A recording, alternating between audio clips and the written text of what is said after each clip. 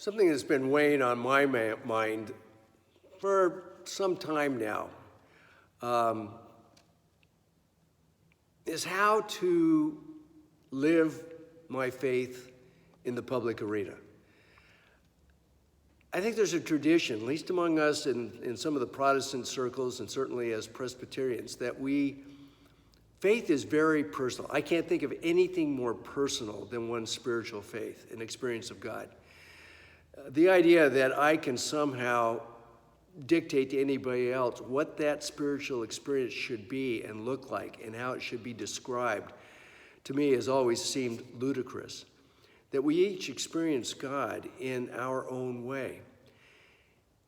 And yet, faith is, according to the scriptures, is not to be personal, not to be private. It's personal but not private, that we are to come together as community, that the great commandment is to love God and your neighbor as yourself, that's at the core of who we're called to be as Christians. And so our faith is very personal, but it's not private.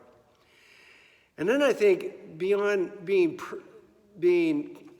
in the community, that we as Christians are to speak in public, that we are to live a public faith.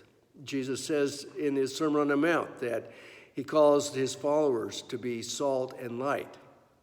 And nobody would light a candle and put it under a bushel, that we need to speak up around the values and what our faith means in terms of love and justice and mercy. And how to do that today is a great challenge, because we've become so partisan. To even discuss issues such as the environment or immigration is to be labeled as Democrat or Republican. And so it's difficult, but we have to, for me as a pastor and as a Christian, I need to speak, and I need to speak particularly when passages of the Bible are misrepresented. It is our government policy, it is evident, is to separate children from their parents on our border as a way of discouraging further immigration. But to cite Romans 13 as a justification for that is just plain wrong. We are to be good citizens. Paul tells us that. But if you go farther down in Romans 13, he says, love other people as well as you do yourself. That is part of that, love your neighbor as yourself, that we're good citizens in the context of that. And there has always been the idea of just law, just government. I mean, our whole American democracy and revolution was founded on the principle that the English rule was unjust, and that our forefathers in the American Revolution had every right under Scripture and under God to rebel against the king, which we did. And so the idea that all laws should be obeyed would mean, therefore, that even our American Revolution was wrong, and it was the royalists who were scripturally on solid ground. And we don't believe that. And yet, here in this situation, we're being asked to be obedient to the laws, and these folks that are being persecuted in their home countries and experiencing horrendous suffering that bring them here to our borders to seek asylum, that we should not be kind and figure out, how do we address this issue humanely, let alone from Jesus' perspective. And so these are times to gather in prayer. These are times to speak out.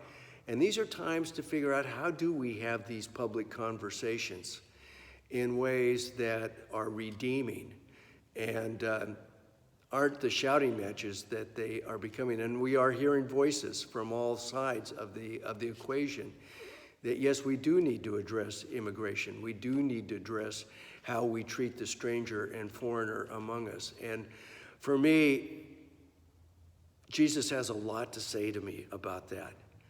And And how do we do that is a question I'm making phone calls, I'm having conversations with people, and asking that question, how do we do this?